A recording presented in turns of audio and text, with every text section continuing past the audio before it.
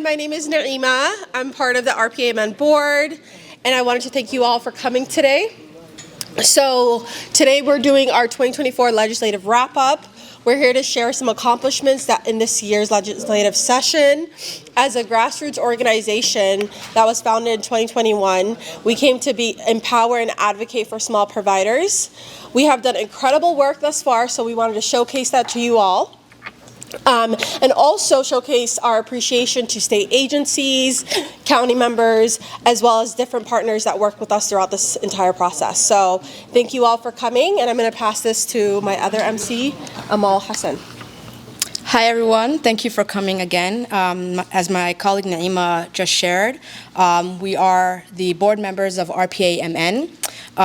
We embarked on this journey of advocacy, community, and support, not only for providers, but also for the individuals that we serve within the community. Truly, we're here today because of them. I also want to mention that it's truly amazing to see how far we've came and also how far we are going to go. The connections and relationships we've built are invaluable, and to be here with the departments, the counties, and representatives and senators, it's a remarkable achievement. And we just want to thank everybody for being here. So with that being said, I do want to introduce a very special person. It's our lobbyist and our lawyer, Matthew Bergeron. And I want to say a little bit about him just before I have him come up here and share some information. I won't embarrass you, I promise. Okay. So Matthew has been our steadfast support throughout this journey. He is our go-to for clarity, language, interpretation, and countless other needs. We keep him incredibly busy, and I'm sure he appreciates our persistence on every issue we encounter. Matthew has truly carried us through the last legislative session and the one before that, and will continue to carry us, hopefully, right? Okay, so we constantly seek his solutions and answers to many of the questions we face. We deeply appreciate him and thank him for his unwavering dedication. Without further ado, please welcome Matthew Bergeron. Good evening, everyone. My name is Matthew Bergeron. Thank you, Naima and Amal. That was very kind. I really have enjoyed the opportunity of working on behalf of you all over the last couple of years.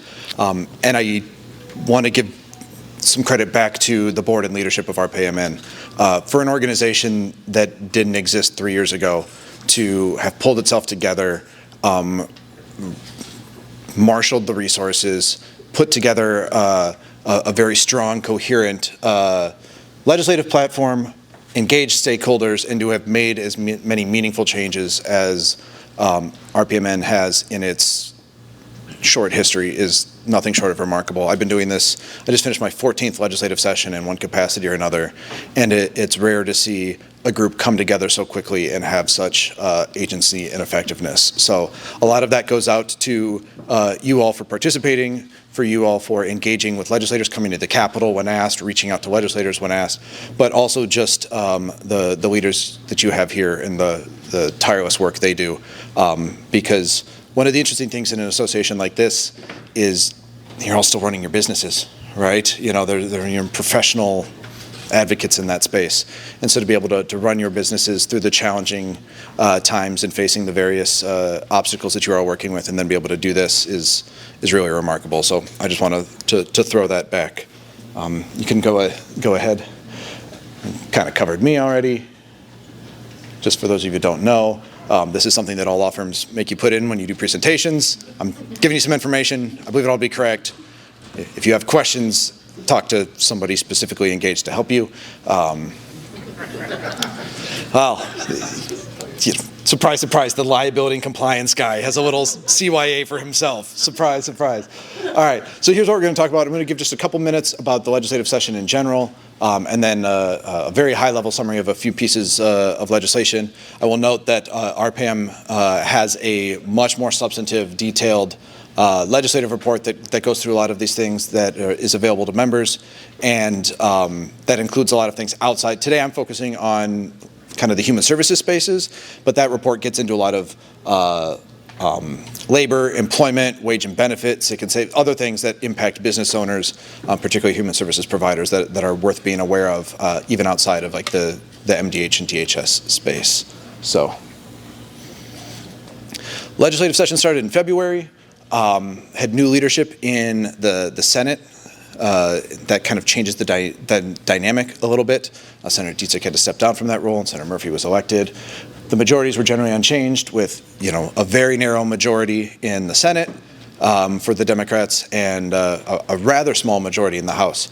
And that's kind of important to know, because with a Democratic governor, there was an opportunity for a lot of things to potentially get across the finish line, because you didn't have quite the same competition in worldviews at times.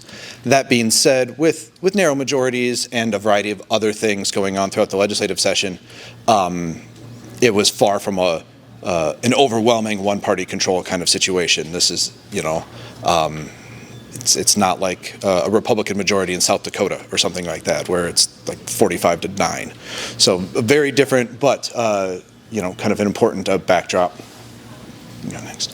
One thing I just wanted to correct: we're very 70 strong members, not 69. Go back.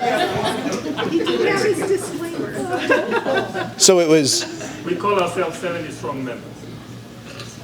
Okay. The DFL. I must have done my when I you know what happened? I looked it up. There's 2 vacancies. I must have done my math wrong when I did the slide this afternoon. Did you remove it to Gruffalo also? I'm just kidding. Yeah, there have been 2 resignations recently. All right, so budget. One of the things that's interesting in recent years, we've had very strong budget surpluses. A lot of times that's what we call one-time money, right?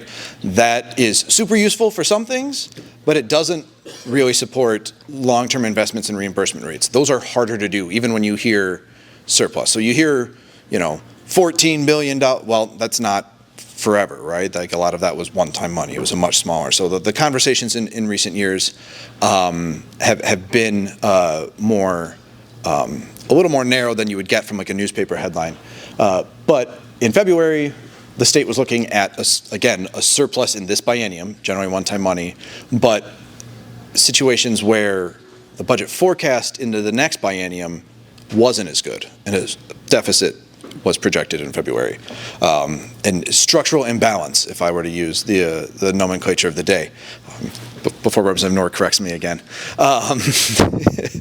But that also means that it was a non-budget year, and there was only there wasn't a lot in the way of resources available for long-term rate investments. Obviously, with workforce shortages, with inflation, with increased costs, like that is the big conversation. This wasn't the year where that was going to be able to be tackled in a meaningful way, and that's kind of a little bit of a backdrop for the budget agreement that was reached in early March, and kind of you can see the parameters in $42 million in human services spending, most of that being or a lot of that being one-time money.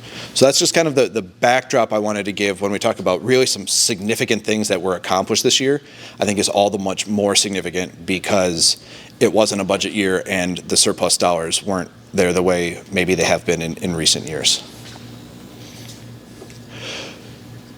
The last note is the end of the session was kind of wild, and there was a lot of things going on and a lot of things that I see some chuckles, but it was a situation where there was a lot attempted to be done in an environment that had a lot of moving pieces to it, a lot of human dynamics, a lot of political conversations, and yet there was still a very strong effort from legislators in both chambers to get as much of the good work they've been working on for 5 months across the finish line. And so we saw a number of pieces of legislation that were agreed upon but hadn't completely finished the process, assembled together and passed as a lump package.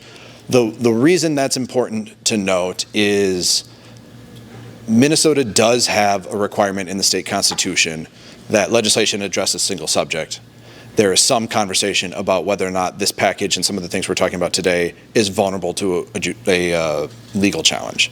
I put that as a caveat to talk about the things that were done and passed there, but we'll see over the next couple of months. So I think everybody's moving forward.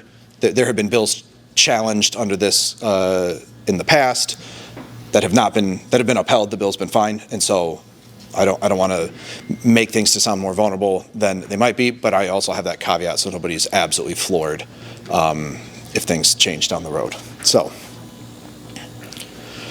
3 major bills that I want to talk about.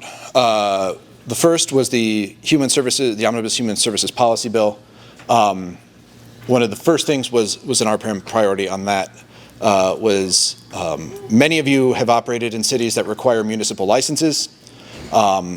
We saw the case in New Hope where a license was revoked and it resulted in a provider being shut down, and being shut down in a timeline that actually violated all the residents' rights living there, the closure processes and all of those things.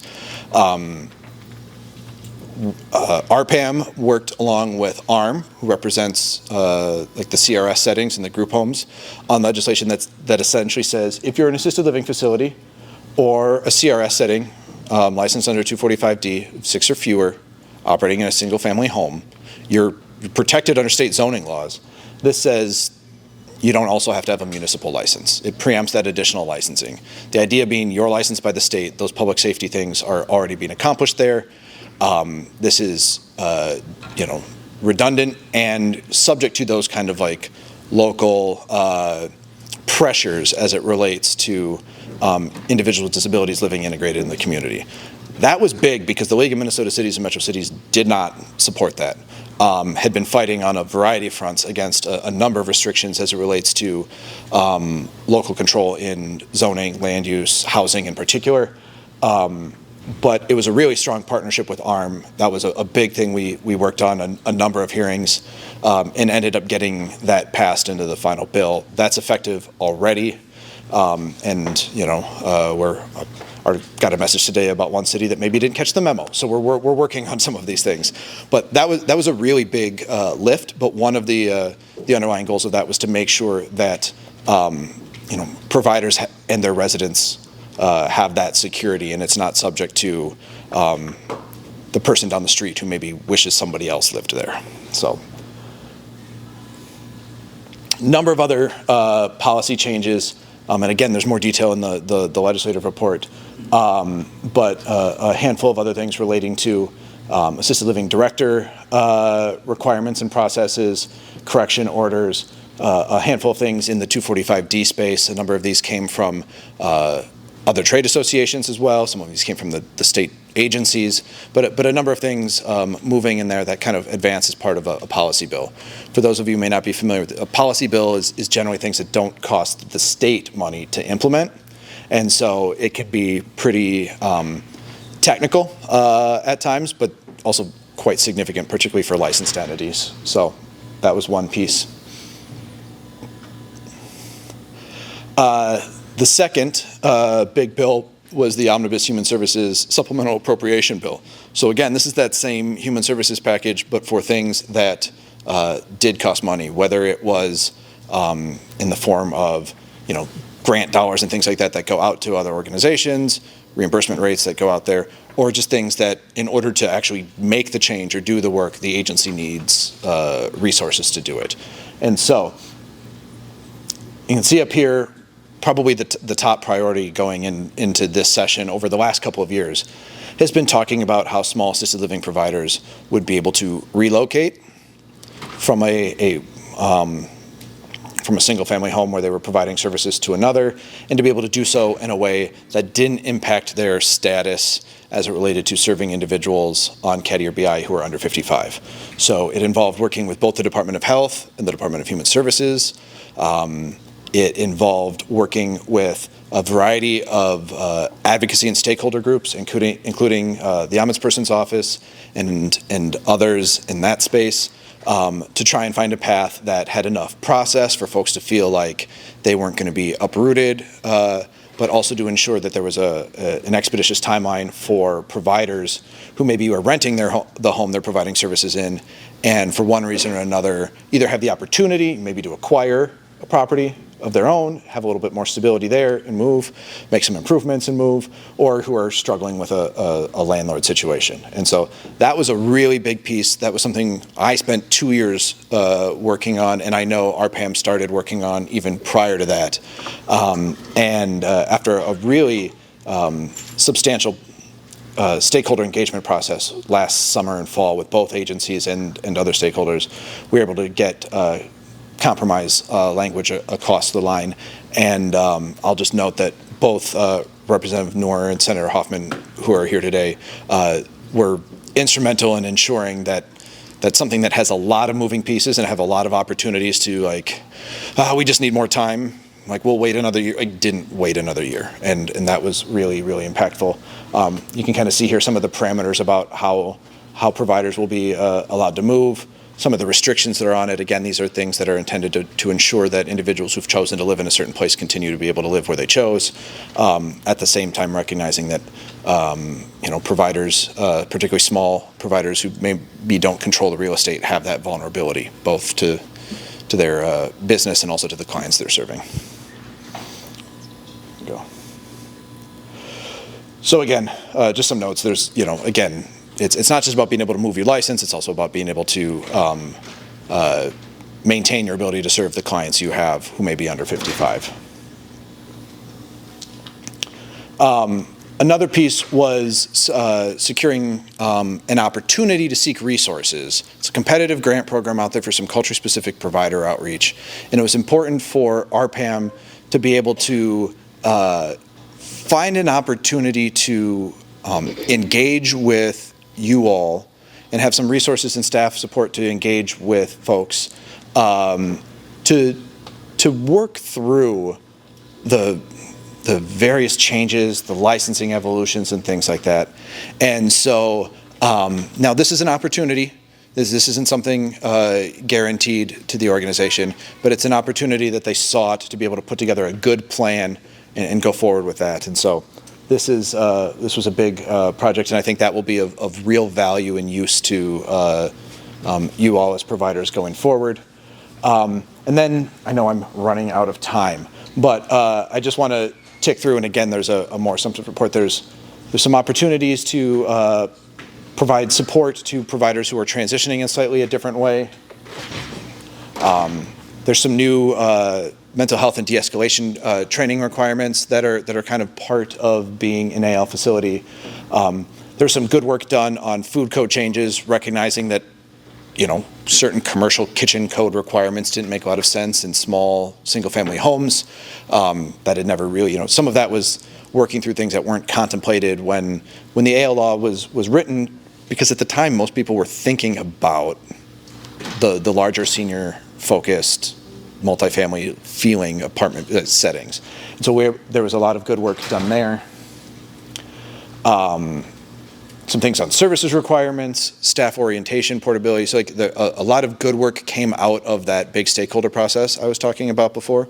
And so there's a number of things there, and there are more details available. And then just a number of other changes that will impact services as it relates to min choices and some of the loan opportunities. There was a loan program from 2 years ago that was kind of expanded in its eligibility and help providers support, maintain, and expand access to certain long-term services and supports. Lastly was the Health and Human Services Supplemental Appropriation Bill, which for the purposes of this group carries some Department of Health policy in that space. I think you can see there's some this title protection thing. I do want to note there's confusion, I think, oftentimes out there based on provider organizations' names. What's a home care company? What's an assisted living company? Because to some extent there are organizations, in this room perhaps, but organizations similarly situated that I've worked with, that you're such and such home care. Of course you are. You were a home care company when you were licensed 11 years ago. Well, now you're a licensed assisted living provider. And that is kind of confusing, right? And so I think there was some desire from the agencies to have some more clarity. Like, if your license is a home care, you hold yourself out that way. If not, don't. If you're assisted living, hold yourself out that way. If not, don't. But we were able to work with the department on that, the Department of Health on that one, for a delayed effective date. You'll notice that one's out 18 months because if you have to go through a name change process, that's not that hard to do. But what we didn't want to have happen is to have 130 of you do that in short order and then have to do all of the enrollment updates at the Department of Human Services. That was what we were trying to avoid, was a situation where you have to change your business name with DHS and you're all doing it at the same time. So I encourage folks who may be impacted like this to make a plan early to work through that. But that is one thing to note. A couple of other more technical assisted living licensure changes, a handful of things in the CRS space as well. Okay, well, I don't necessarily know that I have a whole lot of time for questions because I've already probably blown past my allotment. That being said, you can always reach out to me. I think there should be one last slide there. You can always reach out to me with specific questions. You can reach out to our PAM leadership. Like I said, there's a more substantive legislative report available, and I would anticipate that over the next handful of months, as these things become effective or start to become effective, I'll be working with our PAM and its leadership to provide updates and notices to folks. So thank you all for having me. It is an absolute pleasure to work with this group. I have really enjoyed it, and I'll stick around as long as Amal will have me. So thank you all. Enjoy the rest of your evening. Thank you. Next, we want to appreciate and give some time for our legislators and human service chairs. Each one of them have worked day in and day out with RPMN to ensure our voices were heard and provided us the support and guidance we needed every step of the way. Not only this session, but for the last 3 years. We want to take some time by giving them a token of our appreciation. So we're going to call them out one by one. First, we want to thank Representative Mohammed Noor, who is also the Human Services Finance Chair. Representative Mohammed Noor is someone who has been with RPMN since the very beginning. He has continuously shows up for minorities in all aspects of his community and works hard to ensure equitable changes happen. Thank you, Representative Noor, for all that you've done.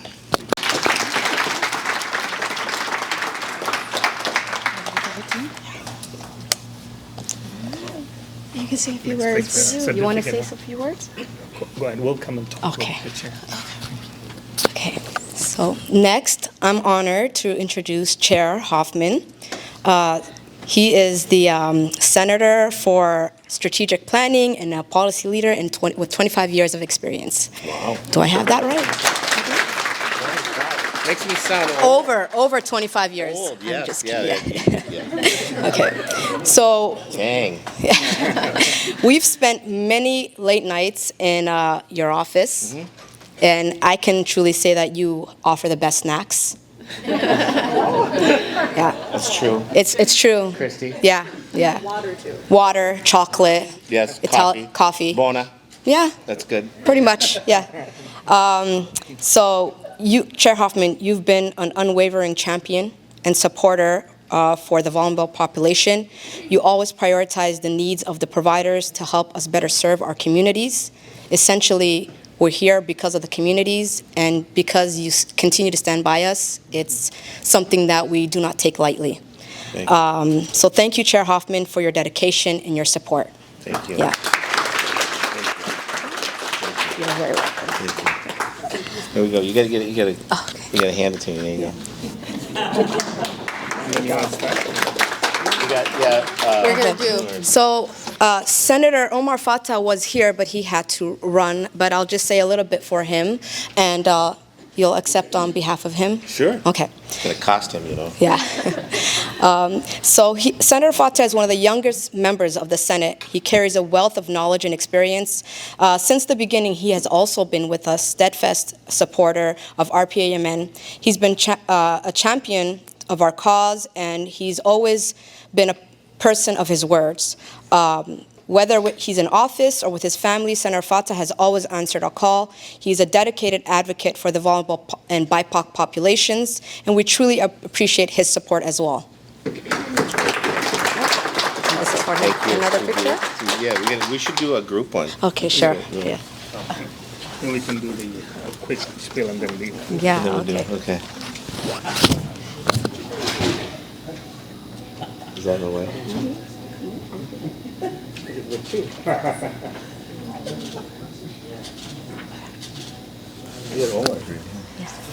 So we want you guys to say a few words, if that's okay. Yeah. We're part of our goal. Yes. You understand? No, you do. Let the house go first. Did you hear that?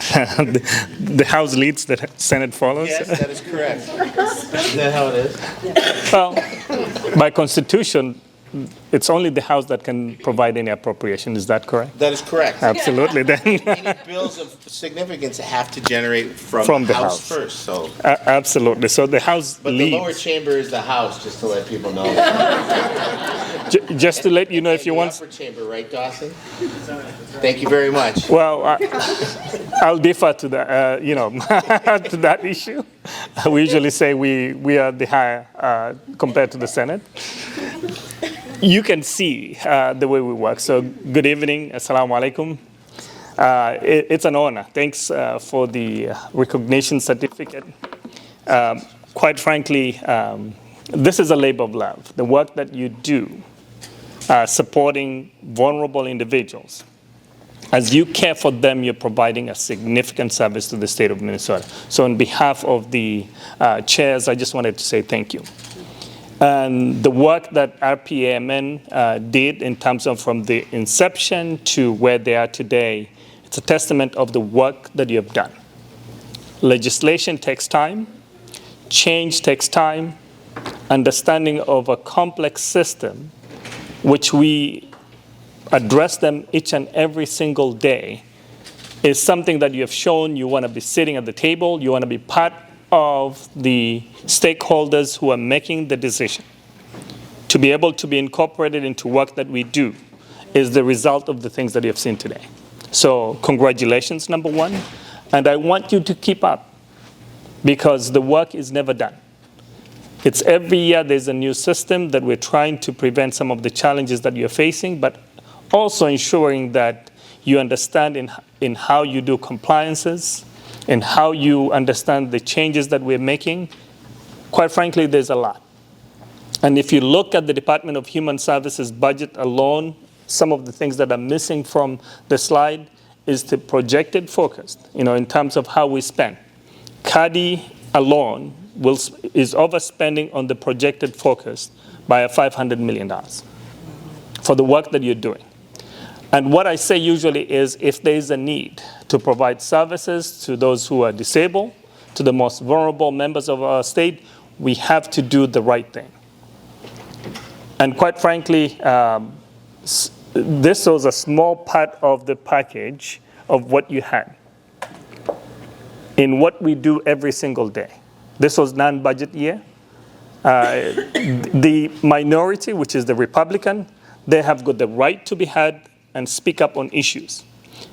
But the majority, we in the House and the Senate and the governor have got the right to govern, meaning that it's our responsibility to take care of every Minnesotan. And as we deal with politics, I want people to understand is we cannot do this work on our own. And we cannot be sitting there thinking that we know all the answers. No. You are the providers. You are the experts. You need to come and help us and also help the department, the agencies that are here. We all work for you. And hence, I think some of the other pieces, including someone who has taken orientation in an assisted living, we've allowed you to move to another place without having to take the same orientation. As some of the other big challenges that we were trying to tackle, I think Paricha will speak to that maybe if the question comes up. The stakeholders' conversation on adding LPN to be able to provide some of the care and also to be able to provide care within their scope of work and practice. One word, that the stakeholders could not agree on, we decided that legislation is going to be tabled, meaning that there's more work to be done on that aspect of it. So it's not easy. It takes a lot of time. And for that, I just wanted to note some of you who came before us to testify. Those who came to us in our office to say, we're here to help you. This is a challenge that we're facing.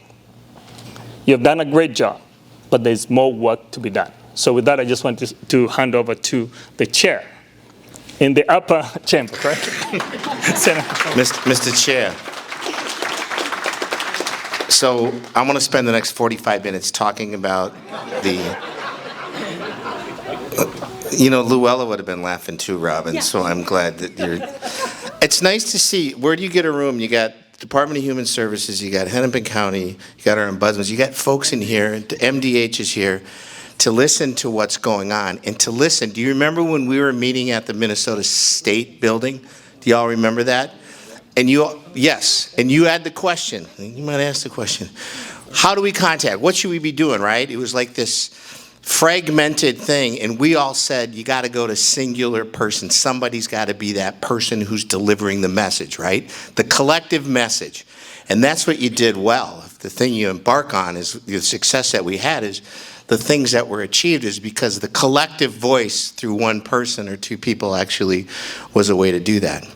And on top of that, when it came down to conference committee, when it came down to negotiating with this guy, this is something that's, this guy, we meet for lunch. Oh my God, how are you? Brooklyn Park is in the house, I love this. So we got, this guy meets for lunch, and he brings the spreadsheet, and it was like this thick, right? And I looked at him, do you remember? We're at my favorite, you guys like Ethiopian food? Do you like Oromo food? Because I do. And so we're at this favorite restaurant of mine, and I looked at him and I said, Noor, what the hell is that? And he said, well, we're going to talk spreadsheets. We were not negotiating. Will you tell Jody that? We weren't negotiating. Please tell her that. And so I looked at him and I said, no, we're going to have lunch. We're going to talk. Let's put that aside. Do you remember you set it aside? 20 minutes later in the conversation, Noor says to me, well, you know, Mr. Chair, that's on line 215 of the spreadsheet if you'd want to take a look. The guy memorized that stinking spreadsheet.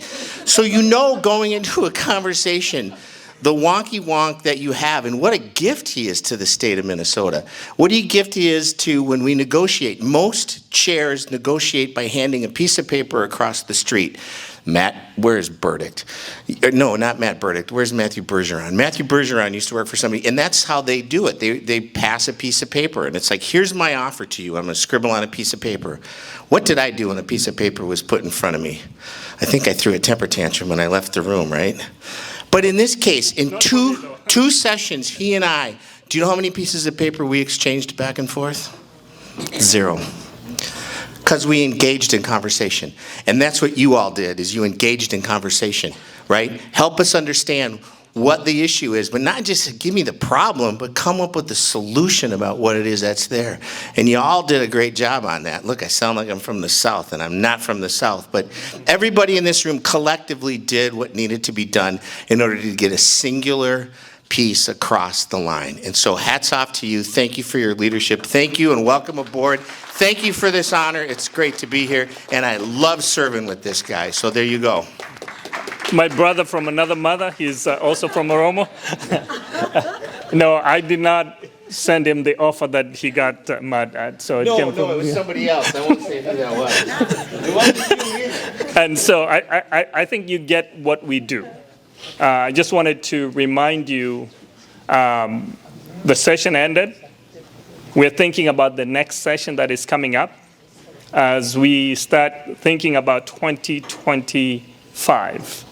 We don't sleep. We work day in, day out. And so when you're working on those issues, don't make it as every individual calling us. Form a collective mindset. Work with the best mindset we have here from DHS and MDH. And I just wanted to conclude with that. Did you want to say something else to remind them anything? No, I said 45. I did like it. Perfect. So thank you so much. Here you go. Thank you. All right.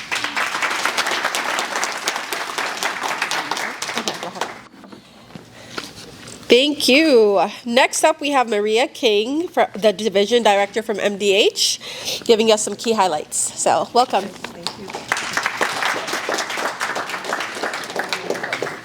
Thank you so much, everybody, for letting me join you this evening. It's really a true privilege. I'm Maria King, and I'm the Division Director for the Health Regulation Division. We're the group that you work with when you get licensing. We're the group that you work with when you get citations. And I just wanted you to have a face with a name. Daphne Pons would have joined us tonight, but she took a vacation to Alaska, and she has not come back yet. So hopefully she does this weekend, and that she's having a great time with some well-deserved time off. I just want to thank you for having us tonight, and I want to be here to give a commitment to our willingness to work with you. If you have questions, challenges, hopefully we can eliminate some barriers. I know that our small provider work group this past year really was putting an emphasis in trying to take a look at those barriers and how we could meet the needs that you might all have, the challenges that you might be having, while still ensuring the safety, security, and appropriateness of care for individuals that are residing in your services. So I just want to thank you all for that and just give you some real commitment on our part to be working with you and continue working with you. A couple things that I just want to walk through. I appreciate, Matthew Bergeron, I appreciate that you had a disclaimer. I want to copy that. I'm telling you everything that I know is accurate unless it's not, and you can fact check me, or you can call me out on it if you think I have it wrong. Okay. So a few things from our group. You know, we're the regulatory group, so sometimes people aren't always really thrilled with us, but there's a real need to have people in place that hold us accountable, right? We're held accountable by our good representatives and senators here and from all of you. And it's important for us to be able to make sure that any care and services that are provided are done so in the safest way, and that people get the care and services in settings that are the most comfortable and safest and best for them.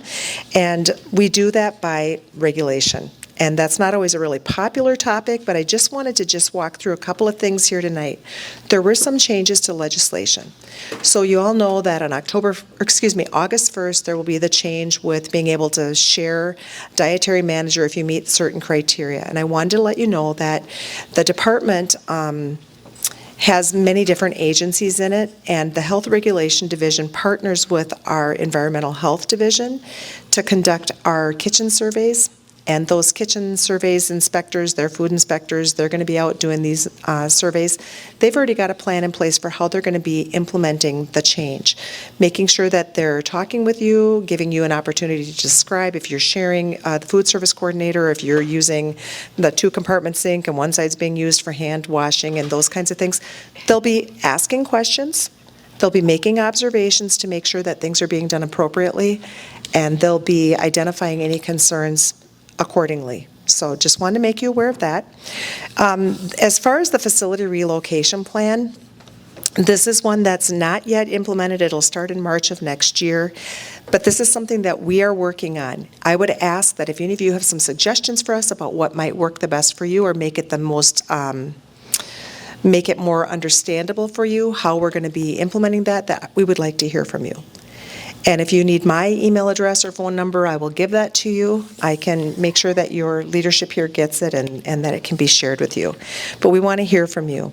We have a commitment to you that we will work with our engineers so that any engineering review can be done as quickly as possible. There are a lot of assisted living providers in Minnesota, and there is a finite number of people that do those plan reviews and that get out into facilities, but we are working very hard to try and make sure that people's time is most efficient. Michael Moreau, you can probably attest to that for me, right? Yeah. Okay. And then our licensors, too. It's additional change and work for them, but these are things that we are committed to. We're committed to it when we did our small provider work group, and we will definitely work with all of you to try and be as collaborative and help change to be able to be done in as efficient manner as possible. Okay. There were a few other things that were talked about, like the portability of training, the de-escalation training. Those kinds of things, they'll be evaluated the same way that they've been in the past. We'll still look to see that you have those systems in place. We'll still have them on the worksheet that we give you when we enter so that you can pull the information together. But we'll be fair about this and be looking at how it is that you're ensuring that if a person came to you from one of your other providers, that they were able to demonstrate for you that they're competent. And that's so that we know for sure that they can provide safe care to the people that you're serving. I wanted to give a plug, Pariche from the Office of Ombudsman for Long-Term Care. The de-escalation training was really their proposal. It's really important information about making sure that staff in these settings have the adequate training and services in place to be able to meet the needs of individuals who are in mental illness crisis, mental health crisis, and that need escalation or de-escalation. And one of the things that Pariche drew my attention to was that there is some training available. It's free. It's from SAMHSA. I'm not going to pretend that I know exactly what each of those letters is, but I can get that for you. If you go to COE-NF, there are free on-demand videos in that library. There are several modules. And the modules include things such as a full de-escalation module that is helpful. And then there are other modules that are shorter that have some ability to give you some ideas for interventions to help with de-escalation, and also that walk through diagnoses. So just wanted to make sure you have that. And I think that would be one thing that we can do to help support you. Now, I asked Pariche if it came in any language other than English. I do not know if it does. I want to tell you, just use that as a jumping point here. Each area within the agency of the Department of Health, each of the divisions now has a health equity strategist who works under the Division of Diversity, Equity, and Inclusion. And those individuals are helping all of us to do a lot of good work on how we can better meet the needs of persons that may be English as a second language, so that if people have questions about what the requirements are or how they can implement them, that we can help with that. So if you know anyone that needs those services, I want to commit to you that that's something that we have in place. The other thing is the health equity strategist is working with our teams to be more sensitive to other cultural diverse areas, and so I'm hoping that that will also be a benefit. I think it will be a benefit for all of us, so I wanted to make you aware of that too. And then regarding training, there was a request from the person that's putting this together tonight, just to make sure that I share with you that we have a desire and a willingness to work with you to be able to provide better training opportunities. Prior to COVID, we had regular WebExes with assisted living providers. And then during the COVID pandemic, those sort of took a lower level in the priority area. But here we are. We're back on track here again, thankfully past the public health emergency. And so if there are topics that you would like us to make sure that we are covering, we want to also just share with you that that's something that we would like to make sure that we can provide for you. And if your organization wants to reach out to us with a list of topics, we'll put those in our, prioritize those to make sure that we can have those conversations with you as well. Those are my key comments. I was trying to be succinct, just to kind of get us back on track here with timing, because I know that the people that follow me have really important things to say. But I want you to remember my name. I can give you my email if you want to write it down. I'll also give it to the leadership here.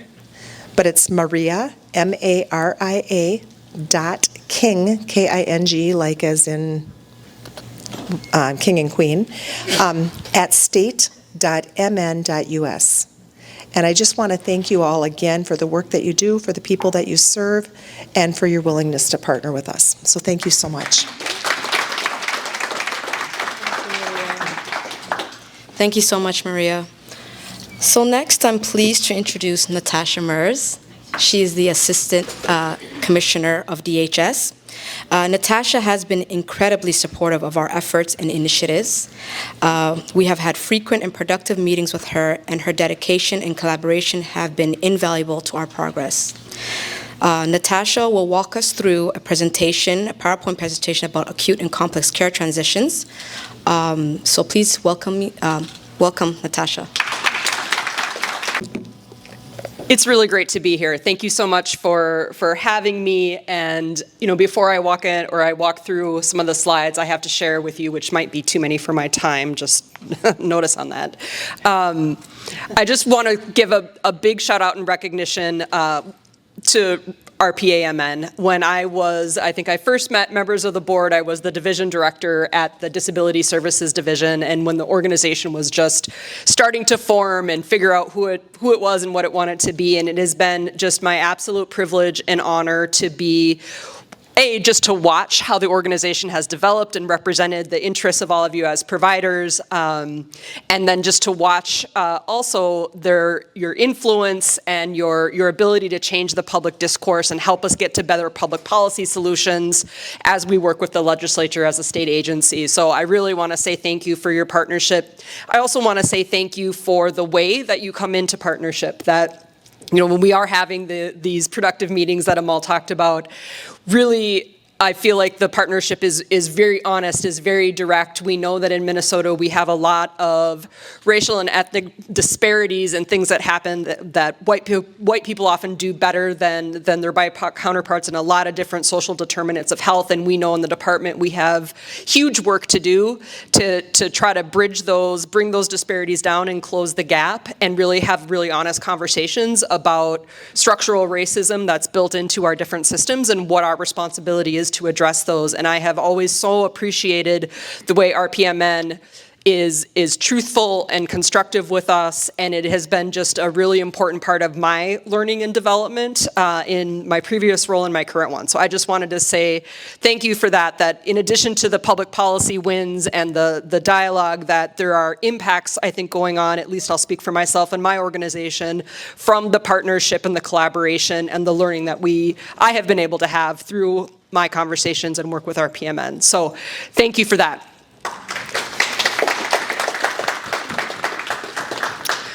All right, so I want to talk a little bit about acute and complex care transitions, which is a new area of focus for my administration, which is the Aging and Disability Services Administration, which is a part of the Department of Human Services. I'll say that this is not a new problem in Minnesota or other states, but the problem I'm talking about is people that are stuck in hospitals and other acute care settings that can't discharge because there are no providers or there are no services in the community that can appropriately meet their needs. So people that don't need to be in the hospital anymore, or maybe never did need to be there, are sort of languishing in environments that aren't healthy for them, that aren't really productive and not moving them along the trajectory, in addition to stressing the acute care system. So this really became super acute during COVID, and so I think that really sort of sharpened and focused the public policy emphasis on it. But as COVID waned and that became less a part of the work, what really emerged was that this problem of people that have significant and complex needs not having the right level of support or the right services available in the community, and then causing them to get stuck in the hospitals, and then causing the hospitals to raise alarm bells about overcrowding and people not having a clinical need to be there. So Commissioner Harpstead, in partnership with the governor's office, really decided that the department needs to take a leadership role. We're not the only agency that can solve this problem. We need all parts of our system to come together, but we also know that we need statewide leadership, coordination, and alignment. And so we were able to secure some federal funding through the Money Follows the Person program to hire some staff and start building a team and really try to do work to build coalitions and alliances and find different solutions to help people get out of the hospitals and institutional settings and into the communities of their choices. So our goal in the work that my agency does or my organization does is not necessarily to get people out of the hospital as fast as possible. We hope that people get out more quickly, but it's really to make sure that we have a service system that can meet people's needs so that they can get out of the hospital when they're ready and they have life in the community. So that really is our focus. So we just have a working definition of when we say people are stuck in the hospital, what does that really mean? That they no longer need to be in that hospital, right? Some people go in, have an acute need, get stabilized, get treatment, but then they can't find a place to go. Or sometimes something happens and people get dropped off there because their current provider can't manage or meet their needs and they don't know what else to do. Typically, it's very obviously hard to draw generalizations as the diversity of the population, but typically there are significant barriers to access community. The person has been denied by multiple service providers. They may engage in serious injury, aggression, or self-harm, or they have received termination notices from their current provider, and often they need a staffing ratio. They need more staff than an average provider can provide, right? That they need maybe 2 people to 1 at all times, or they might, in some extreme cases, 3 staff to 1 person and have someone awake overnight, for example. So that's just kind of, when we talk about the population that I'm talking about today, that's sort of a rough outline of what we understand about people that are getting stuck in those institutional settings. So it's sort of unusual for the department to focus on providing services and supports to individual people, because that is typically a function that we delegate to our county partners in terms of assessment and support planning.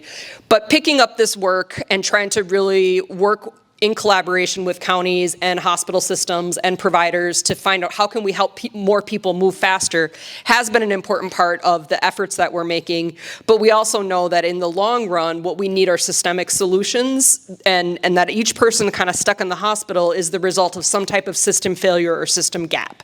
So as we are working with individual peoples, we're trying to gather data and information from those situations so that we can learn and understand what system solutions are going to be the most effective in the long run, and then bring those solutions to the legislature, to different communities, and find out if we've got it right and what we can do and what we can try to move forward.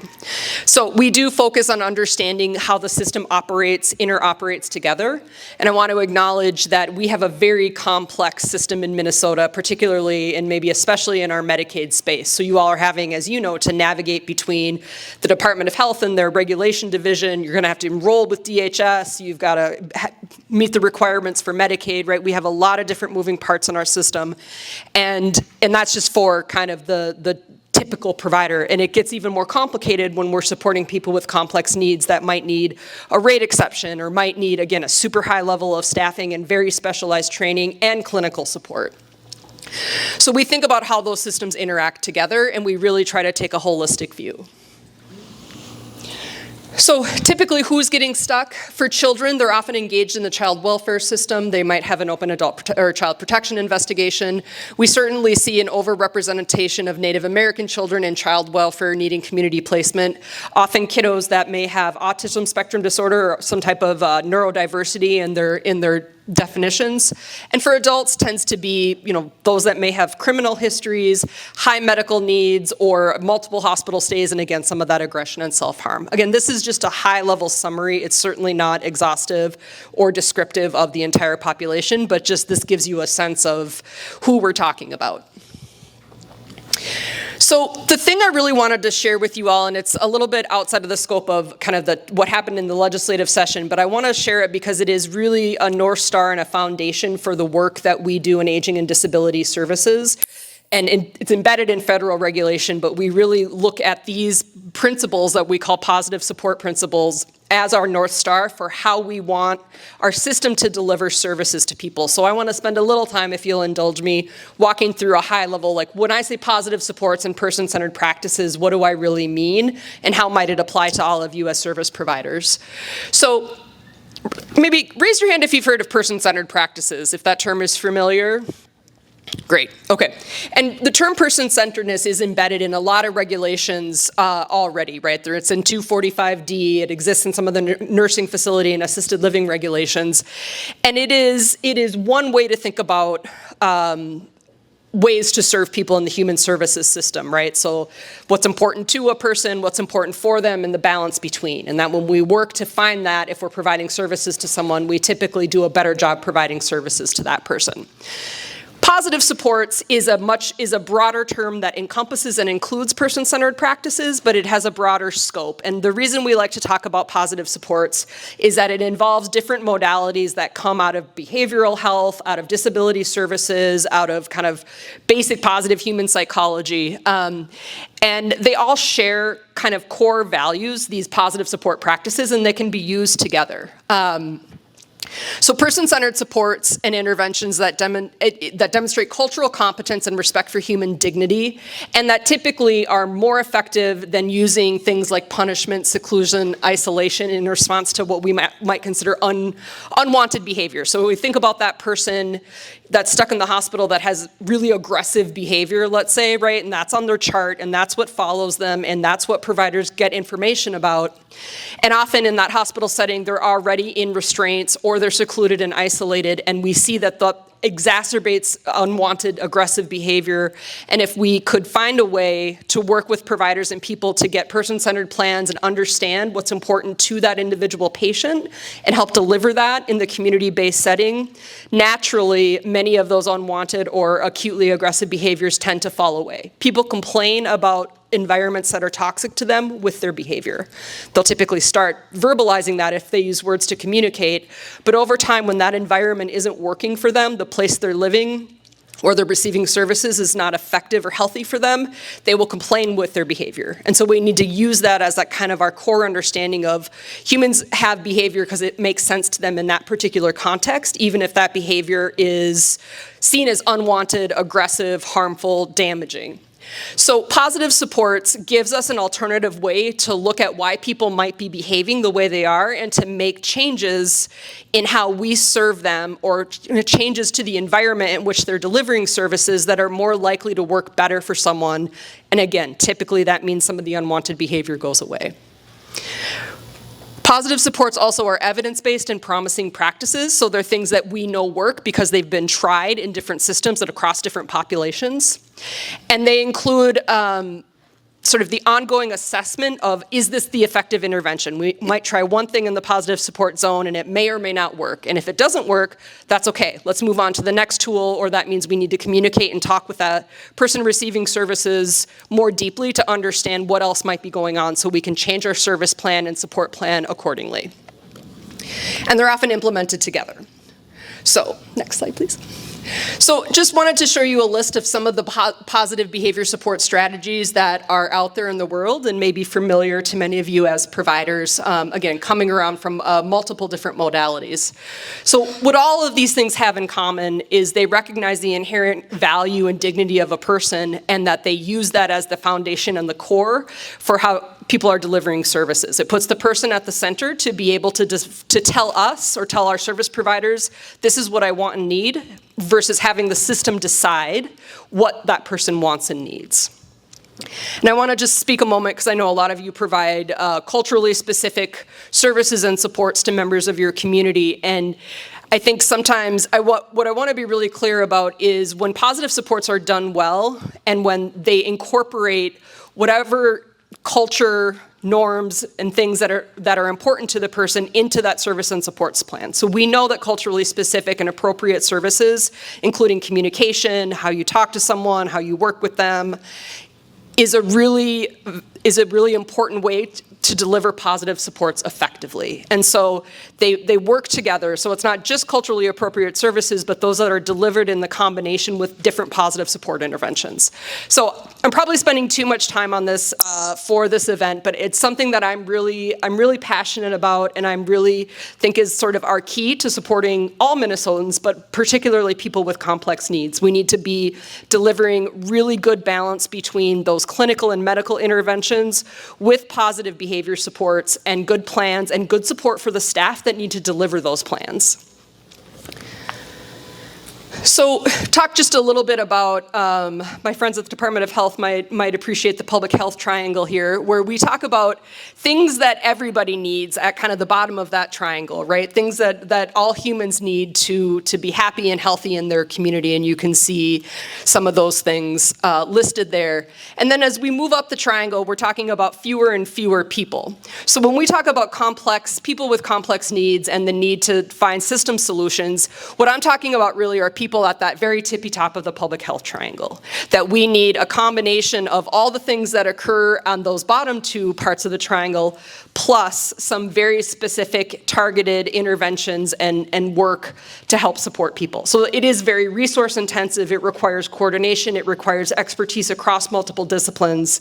But when we can put these things together and we can reimburse providers appropriately, we can help them set expectations and provide support, that's when people that have complex needs thrive in the community.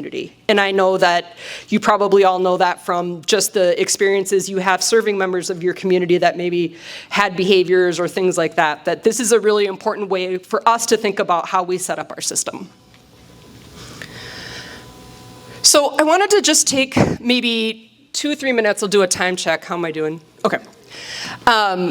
Because what I'm really interested in doing as we think about how to help people that are stuck in hospitals, one of the solutions we know is we need more providers that have capacity, competency, and ability to serve people with complex needs, right? So this isn't about serving sort of what you might think of as a typical person. This is someone that's got some complex needs, that's got some history that you read in their charts and referrals that maybe seems a little bit scary, something that requires a lot of staff time and intervention.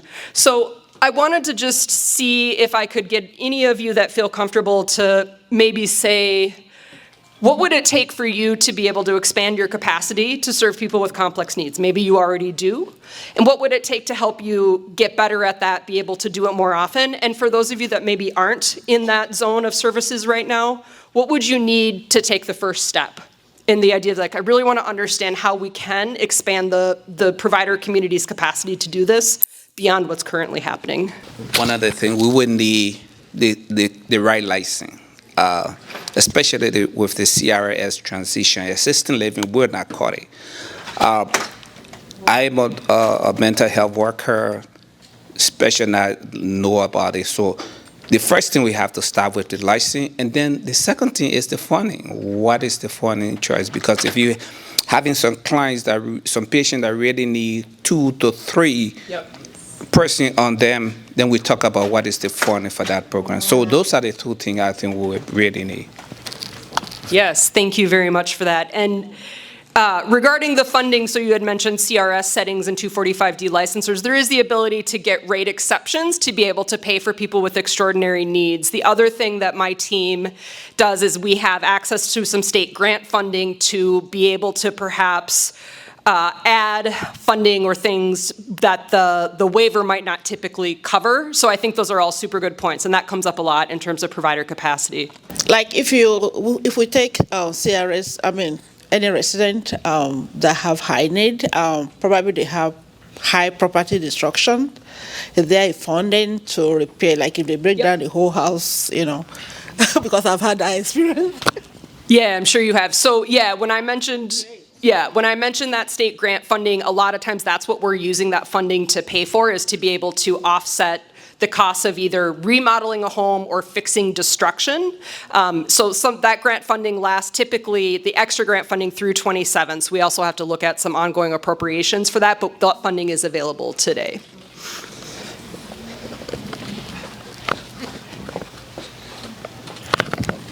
Thank you.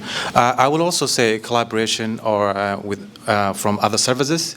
And usually when you admit or accept someone like that, what happens is that after a few months, other services kind of fade away. Yeah. I'm talking about like there is a limited positive support services out there. And then also there is a contracted, mental health case management. So we often see that after a year, those kind of like they close the case and now it becomes only the provider who has to provide all that kind of services. So collaboration, other resources will be really helpful. Yeah, I think that's a really important point, and we've been talking about that too. Like, what's the follow along and wraparound support for that provider that doesn't go away after 6 months, that there's someone you can call to be like, we need help right now, right? Because that happens, people with complex needs. No one provider typically can do it all. It really does take a wide variety, and you might need different things from the state. So I really appreciate that point. And I think, let me take kind of 2 more questions, and then I've got some ideas for ways we might be able to continue this conversation outside. You've had your hand up for. Board members here. I have over 80 ICS beds, and I have IRTs as well. Okay. I'm glad I had the opportunity to see you in person and have this conversation. I'm not just speaking on behalf of myself, I'm speaking on behalf of those who are thriving to do the same thing. We are struggling with property destruction. If DHS can have it designated, if that funding ever comes, to make it well organized. We don't know how you're going to do this, but the reason why I have over 20 vacancies is because I have a lot of destruction. We have a lot of staffing problems. We have a lot of commingling of services on landlords conversation. Those things we need technical support from DHS. DHS needs to be specific if they want services or they want housing. It's a little confusing when it comes to that.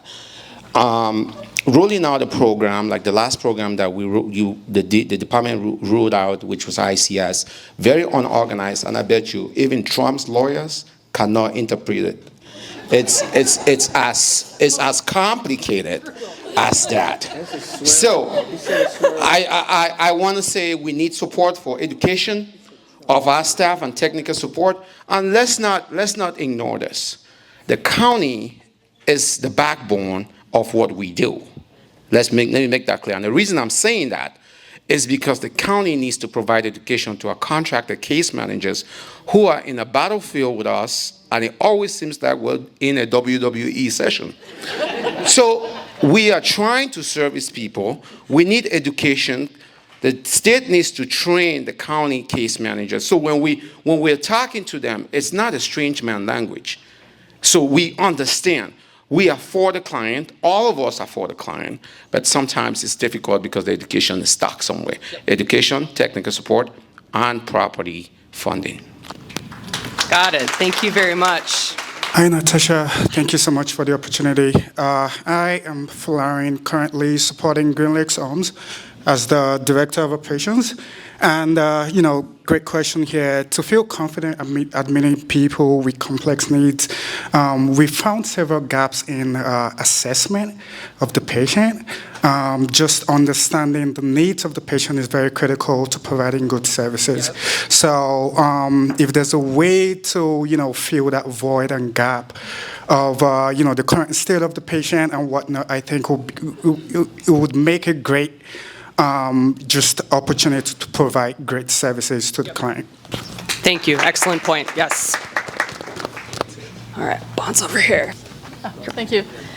Yeah, one of the things that have been successful in our center in taking care of complex clients, and we have had opportunities where I think we pride ourselves to be an agency that really embraces the challenge of admitting complex clients, and we've had incredible success. And if you ask me what is it that has helped us, clients that have been rejected over, they've gone through 20 programs by the time they come to us, and we've truly stabilized them, and they've become long-term clients. And I think it's because we do our own in-house mental health first aid training. We have our own trainers. We focus a lot on training, the de-escalation. We do that in-house. And also we teach our employees who are there with the clients. We model, we have ongoing training with them, and also teach self-care, because it's very intense. This work is very intense for the on-ground employees and for us. And working with them with the positive support really does de-escalate them, and we have seen incredible progress. We have, so it does work. Thank you. And I want to highlight, I think, one thing that doesn't come up as often as some of the other themes that you all are raising, which is how are we supporting the direct support professionals and their immediate supervisors, right? That when they're really struggling with someone, or they don't have the tools they need, or they just had a really, really hard day, because it is super intense work. It is exhausting. And I think what we see often is that a lot of turnover at the DSP level, because people are just like, nope, this isn't worth it for me, or something else. And so how do we find different ways, find funding and the resources to provide that type of support and equip providers to be able to really help the DSPs? I think that's such an important point, and we have things that's not as well developed, but I think it's going to be a real big key to our success. All right, let's do one more, and then I'll respond to this question, and then I'll talk to you guys about next steps. Actually, it's not more of a question. It's more of maybe suggestions or collaboration. Absolutely. There was a program you guys released, recuperative care services. I believe this program would be more suitable to the complex needs. So question to you would be, has DHS actually had the opportunity to revise the language on the recuperative care? Are there any opportunities for them to release it back into the community where this could also be more of a need that's being served? As well as, could they extend the recuperative care to about 6 months rather than 90 days or 60 days? Okay. So I'm guessing that recuperative care probably came out of the behavioral health area of DHS, so I'm not as, no? Healthcare administration. We get you engaged with the folks that are working on that benefit, and they are doing some tweaks. Oh, okay. But that's helpful to know. We can connect on that too in terms of the intersection. Yeah, I believe California started first, and that design is a lot better. I've studied it, I've seen it. Yeah. Let's connect. Okay, definitely. All right. So you asked the question of how could we have capacity setting with people with complex needs? As a nurse who worked in the ER setting, ICU, critical care, when we're discharging clients, as the discharge nurse, we look at if this client is safe in the environment that we are discharging them to. Mm-hmm. So on the other side of that aspect today, you said, what would it take for us to get complex clients? I would say first thing is education, training from your guys' part, transparency with the case managers. I have seen myself some case managers who refuse to give us the assessments and say that it came from DHS. So how do you expect me to take a client that's complex when I don't see their assessments? Or when case managers can delete the assessments so they can release them to homes setting as ours, you know? So it's, I would say, like more training for case managers, just like to echo it off of others here. Maybe more funding to do training for small providers like these.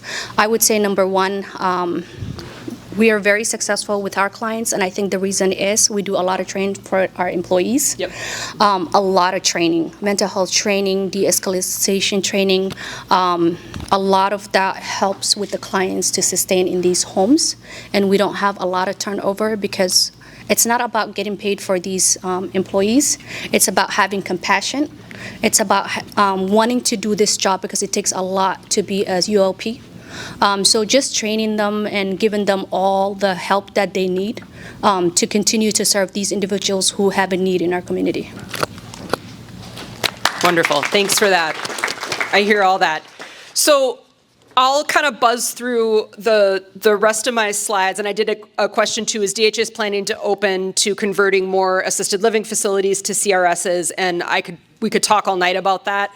I think the take home, and happy to have more conversations about the regulatory requirements and thinking related to assisted living versus CRS, because that's actually the first thing I worked with our PM on. It's very complicated, and I can appreciate that it doesn't seem to make much sense. I think that would be a very rational way to analyze the situation. So happy to have more conversations about some of the limitations at the federal level that are driving some of the policies that we need to implement, as well as some of our own own policies to make sure that people with disabilities aren't isolated and segregated in their communities, that they're full and participatory members. But that is kind of a bigger, more complex conversation that definitely happy to have as well. But let me buzz through the rest of my slides. Let's just we might buzz through a few. So a couple things to know is that, we are building a team that's specifically working on the complex transitions, which will include, things like how do we provide more effective and better training? How do we leverage our state grant funds and our Medicaid waiver funds? How do we work with lead agencies to make sure that provider information is received and is accurate and is what you need. And then we talked a little bit about follow-along support. So not all of these things are in place today, but these are the things we know we need to strive towards. And we now have a team that's able to focus specifically on building those things and doing that engagement. So you'll be hearing a lot more from us if you're interested in being in the space and doing this work. So we've hired people. We have started having conversations with hospital systems about what they need and what their perspective is. Those are slow, but we are making progress and trying to build some of those relationships with trust so that we can get better information, we can have smoother transitions, we can work more as a whole team supporting the person rather than kind of working in opposition to each other. So current states, kind of got those themes up there. I think they probably won't be a surprise to you. I think the thing to point out is we know that regional variation is a big factor here, that there are resources and supports available in the metro area that may not be available in greater Minnesota. And we need to think about what those gaps are and how to fill those gaps at a regional level so that at any given point in the state there are services and supports for people with complex needs, not just enough specific zip code in the metro area. Sorry to throw an org chart at you, but I just wanted you to see that this is my administration up here, and then you can see that the complex care transition lives in the tribal transitions and transformation division. Amy Peterson's the director. She wasn't able to be here tonight, but sends her good wishes, and we'll have a lot more conversations with her that include her and her team as well. So there's the contact information for Amy and the manager, and the next slide has my email. Oh, on the training piece, this isn't going to be sufficient or enough training, but I wanted to point people's, what? I look at this all the time. So, I wanted to make sure people had this website up. This is Minnesota Positive Support's website. There is actually a ton of training available on this website and kind of gives you an overview and a deeper dive into what do I mean when I say positive supports. So I think what I want to, this is a great resource, but the other thing, the message I want to deliver is that the philosophy and the approach to services and supports that's embodied in the different ways that this website presents really does represent the way that at the department we want services to be delivered for people. And so just thinking about if you're interested in kind of learning more, some of this content is new, take a look. This is a really great place to start. Okay, and that is what I have for you today, and I will work with our PMN board members to figure out the next steps.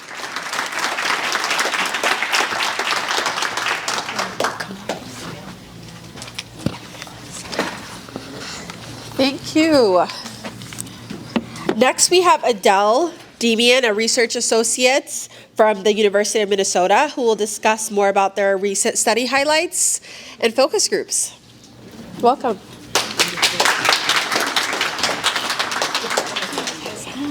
Hello, everyone. It's so nice to see you all.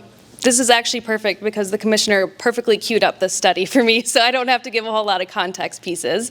But my name is Adele Demian. I'm a research associate at the University of Minnesota at the Institute on Community Integration. I'm so happy to be here with you all tonight. And actually, just real quick, because the commissioner just brought it up, at mnpsp.org, I also do a lot of training for that website. And I'll put a plug in real quick. Every fall, we have PBS intensives, and so those are open trainings on positive supports that you all can attend. And then there's toolkits that are associated with those on that website. And so usually you'll get an email about when those are starting again. But we just wrapped those up in June, and hopefully if you can join us in the fall, please do.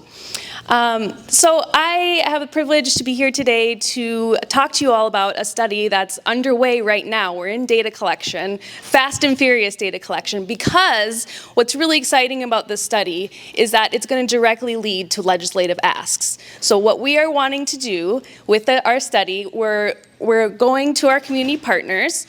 The University of Minnesota is leading this study along with the Department of Human Services, and we're interested in getting your opinion and your voice on how are things going right now and how can we change things. So specifically what we're looking at is 4 service lines: positive supports, crisis respite, and specialist services. And so if we could change them, where would we start? I already heard a lot of really good points made today, and that's exactly what we're looking for. We want to know what's going well, what are those barriers to implementing these services? For instance, we know already that there's over 100 service providers licensed in positive supports, but only about 40 across the state are implementing it. Why is that? And where is that happening? Are there administrative costs that are barriers to implementing these services? What are the training and resources needs that you all have? And so we're getting a sampling of voices across the state right now, from people with lived experiences, people that are service providers. We're getting information from our state agencies and using that data to kind of look at data across a wide range of different types of community partners. And we're going to put it all together in one really nice long report that we'll all send to you all to get your feedback on. But we're looking for how we can specifically use your voices and work with you to change these services, because we know that they're not perfect. We know that there's obviously a lot of support needs out there, but there are a lot of needs of service providers too, to be able to implement these high quality evidence-based practices. And so if we could change it, how could we do that? And so I think you saw a few of the study flyers. I'll hand these out. We do have a website as well, but because we are in a really tight schedule, because we want to get this into the legislative the next legislative session, hopefully, we are only collecting data the next couple weeks. And so we are holding focus groups, listening sessions, but also we have a range of surveys that are translated in various languages as well. So on these flyers, you'll see a couple QR codes. We also have some study website information. And again, we want to know how we can better meet people's needs across all community partners, but also how can we what are the changes that we can specifically make for positive supports, crisis respite, and specialist services. So I really appreciate your time and attention today. I'll be here if you'd like to chat with me. I'd love to get your opinion or just to meet you all, and thanks again for your time.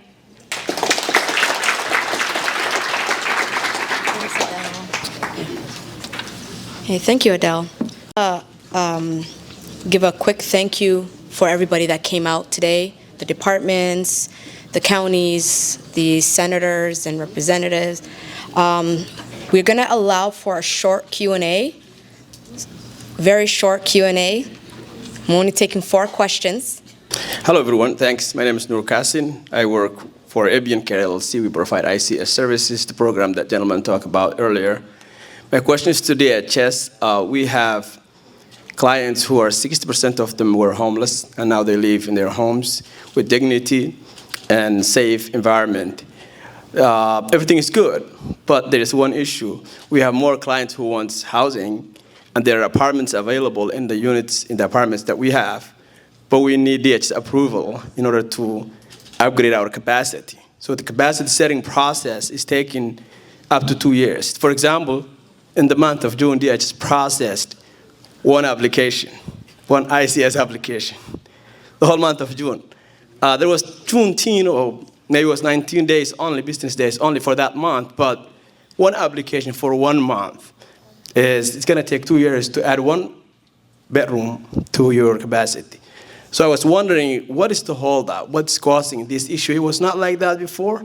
It was about 90 applications per month, but now it's only 1. So what happened between somewhere March and now that created this backlog? Thank you.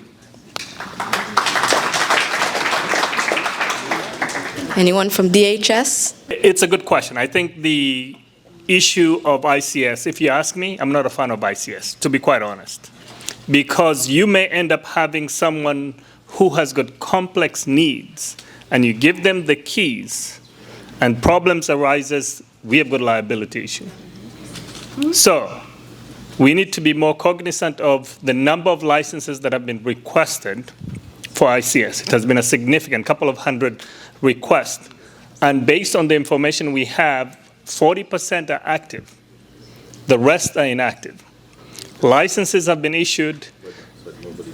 Nobody is doing the work. It's taking them long. If you know your friends who have requested ICS license, they're not using, tell them to call the department so we can counsel and help those who are doing the work, because it is a commitment. We don't want to just give a license to someone and then they sit on it. They don't provide the care, they don't provide the service. Guess what? They're holding that license for someone who could have done the service. More than 400 requests. The department gets almost 100 licenses for 245D. While some are getting closed because of non-compliance, others are continuing to do a good job, but it's unbearable to see the number of licenses requested in any given month. Because we have to weigh the need, the services, the capacity for not only the financial aspects of it, but also for the department who are doing a job to make sure that the licenses and everything, you're dealing with the most vulnerable individuals in our state. And if anything goes wrong, we will all be liable for what happens, the outcome. So I think we have to form this alliance of people understanding where the need is, how do you work together to make sure that you can support one another. It's not easy, but I think that is the short answer that I can give you in terms of one license in the month of June. But we've got hundreds that are underutilized or not utilized at all. So I think we need to figure out how we can balance that process. Thank you.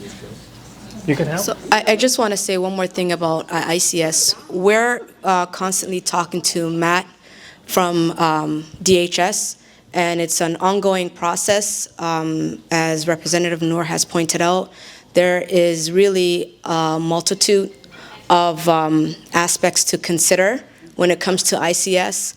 There's the individual, there's the provider, there's the setting, there's the departments, and also there's the counties. And with that, it is a network of systems that need to work together in a way that makes sense for, at the end of the day, the person receiving the services. Do you want to say something? You want to say something? No. You want to say something? I just want to make a quick comment here to the department. Listening, I'm not very familiar in most of these meetings because I'm in the back end and trying to make sure that everything is going in the right direction. Like I stated, I'm a provider of 80 beds, and I think I've aged in the last 2 years because of that problem. I want to say the department can consult with individuals like us. I was one of the first who got on this program. I developed my own strategies, my own structures. Elliot could not answer half of my questions, but I was able to figure this out on my own. I asked that you give us a little grace when you come in with a hammer and a nail and with the regulations. I don't think ICS has gotten a structure of auditing and processing just yet. And sometimes we pay attention to the department and we don't pay attention to the real problem, which is the real estate. Acquiring real estate with interest rates and all these things, banks don't need to know if we have complex situations. Okay, that's how we need to approach this situation, having conversations with the department to understand that we have to serve these individuals. They're not just going to end up on the street. Also, it's all about the people we serve. However, the people running the businesses are running out of gas. That means we're not getting enough support. We are confused. Commissioner, we are confused. We do not know what your department wants. 1 minute is this. The next minute is the next thing. We need training. It's the only way we can be successful. There's other things that can go into legislation. I'm not good with legislation as Zania is. She can handle that type of stuff. But I'm really good at managing and actually creating a structure out of the box to make sure that people who are receiving these services can actually gain from it. There is a lot of things that DHS did and forget about the anti-kickback law in ICS, and a lot of people are afraid of that stuff. We need to table that conversation and make more providers feel comfortable in doing those services. Yes, the provider can be the landlord, and the next minute, oh, well, I don't think you can use the money for Medicaid to pay rent. Be clear about what you want or what your expectations are. I think the same accountability that we're holding the hospitals and we're holding the clinics, we're no difference. We're all Medicaid, right? We need a clear direction as to where we need to go. I want to thank you guys, and I hope that after this opportunity, you guys will help us and we can collaborate. Thank you. Okay, so 2 more questions. I want to give other people just a chance. Yeah, somebody from this side. Any questions? No. Come on. My question is, so many people ask that question in different form about the ICS. It's a program that's new to the state. There's a lot of need for it. But when DHS is approving one license per month, and you have providers that are paying thousands of dollars on a monthly basis to cover the apartment that they rented out for 3 months or 3 years, how's that going to work? If DHS is overcrowded, put a moratorium. Tell providers we're not accepting any more. Sorry, I have a breathing problem. Yeah, so tell providers that we're not accepting any more applications, so therefore don't waste your time until further notice. That will be much helpful if you do that.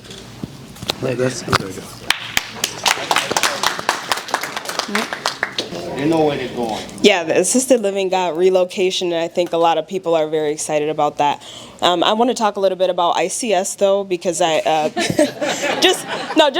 just to tell you guys, let's circle it down, right? So Amel and myself and Ahmed as well, we have been working with the department on the ICS issue, right? And so what I would say is that if you do not have the funding to sustain for multiple months on a mortgage or a rent at this time, as RPMN, we do not advise that you submit an ICS application, because it's an undetermined amount of time that you're going to be waiting, paying. That's coming from our group. We don't recommend it right now, because it's an extreme amount of money to sit and wait and pay for multiple months just waiting for approval. Now, we all know that the direction that the federal government and the state is going into is independent living, and that may not even include services at times. Some folks don't need to be in a service provider controlled setting. They may want their own apartment, and then we have services that come in to support them there. That is the direction of the federal government. That's the direction of the state of Minnesota as well. So we have to also really look into what is the direction of services for individuals with disabilities in the state. And we will have more conversations about that. I know Natasha ran out of time today, but there are other services such as positive supports. There's crisis respite. There's different services that you can provide to individuals in their home. And you know, those are other options, and that's what we're hoping to collaborate with the department on. What are some of these other services that we can provide? What are other services we can provide in individuals' homes, so that we can be on par with where the federal government and where the state is going, right? So I see a lot of nods, because that is, I mean, everyone knows that is the direction of the federal government. So I just wanted to, you know, really circle that in. And talk about, hey guys, like, you know, ICS and customized living are not the only services you can provide in the state of Minnesota. There are there's a multitude of different services that we can provide to individuals. So we will be bringing more information on that, and then we will be collaborating with the department on that. So thank you. Thank you, Daniel. We want to add a little bit on that. Go ahead. I think this year in the session, I think we put a lot of respite care, but we also want to move people into their own homes. So as a capacity building, we want to support those individuals who are moving into their homes, because there's a level of care in that. But at the same time, I think there are folks who may not be able to stay in their own home. So you have to understand the level of care, the acuity of individuals' needs is something that we have to take into consideration. So all those things are multi-level process. And I think as we go back to the discussion about the assisted living, when we say small assisted living, we're talking about less than 10. I know many people may be getting confused. What is that? So some of the changes that we made for the assisted living particularly applies for less than 10 individuals who are in that setting capacity. So let me put it that way. Thank you. One more question. Go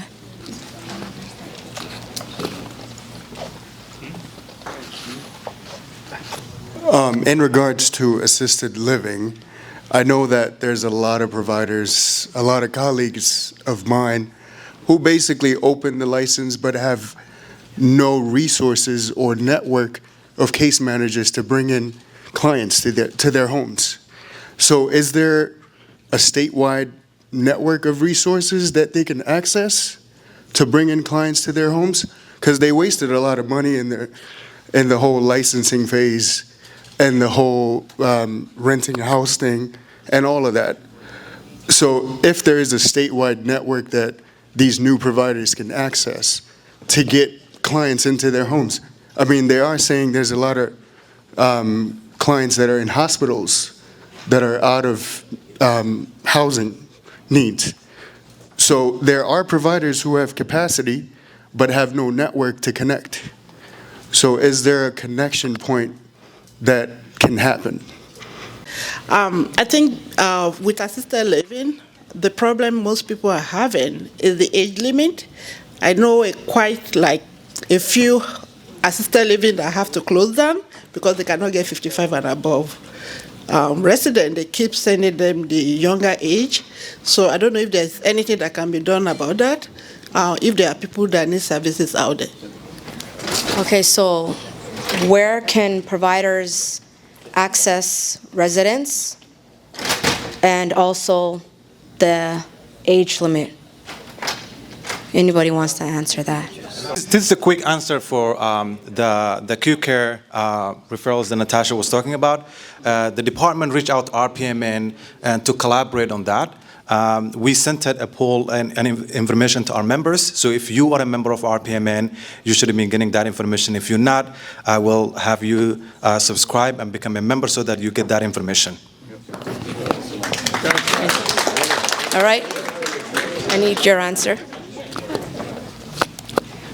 The short version for the age issue has been a conversation for a long time.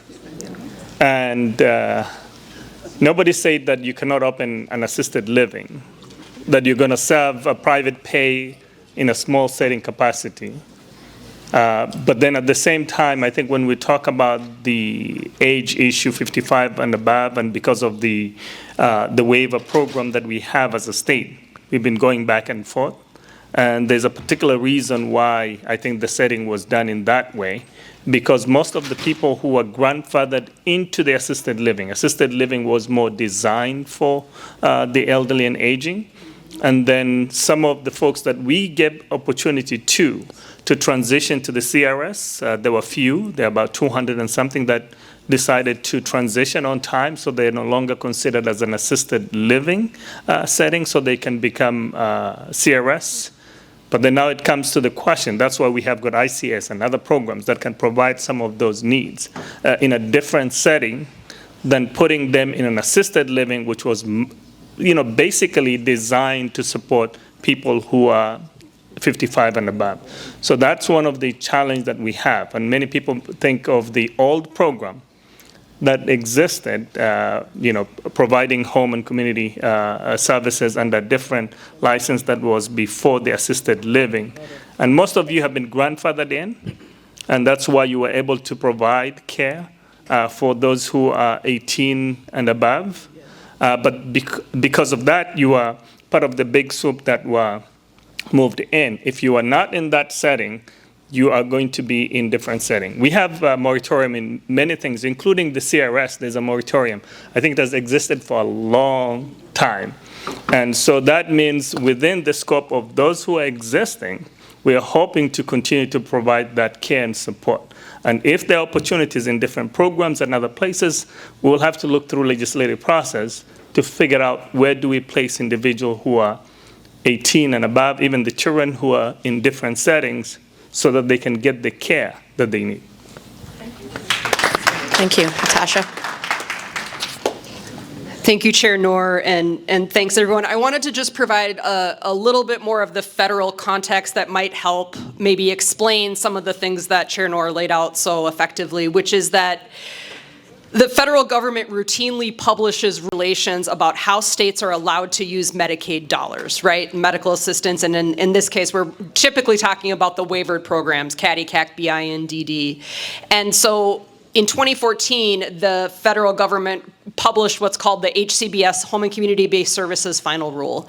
And what that rule required Minnesota to do was ensure that for all the Medicaid waiver funding that was going out into the community, that it was only going to settings that promoted community inclusion and reduced the risk of isolation and segregation.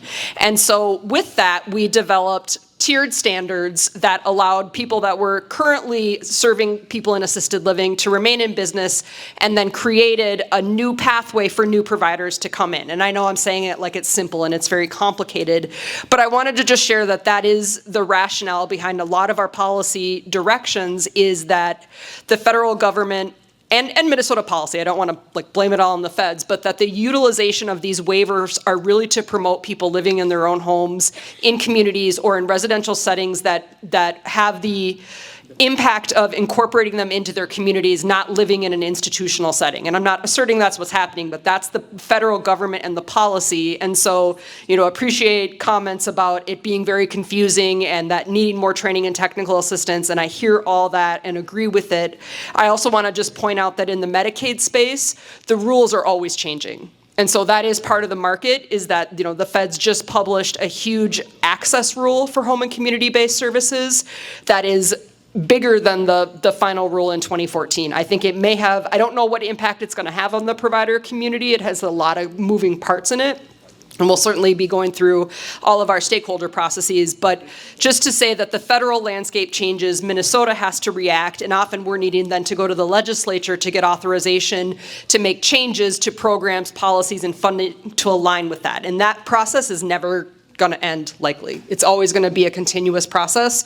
So we will always be needing to work together to figure out, as the department implements the policies and kind of designs the way to come into compliance, there's going to be things we miss. There's going to be mistakes we make. There's going to be things that we didn't get right the first time, and that's where we are going to need forums like this and RPMN to be able to help us figure out where we need to make some strategic changes. And so ICS was a service that was developed to be the alternative to assisted living because of that federal final rule. And then we put those tier standards in there, which made it more complicated, but we were trying to kind of preserve what was and then create a new pathway. And so I don't say that to say that it all went perfectly and we hit the mark every single time. That's never going to be that way in public policy. And I think if we thought that about ourselves, we would not be making good public policy.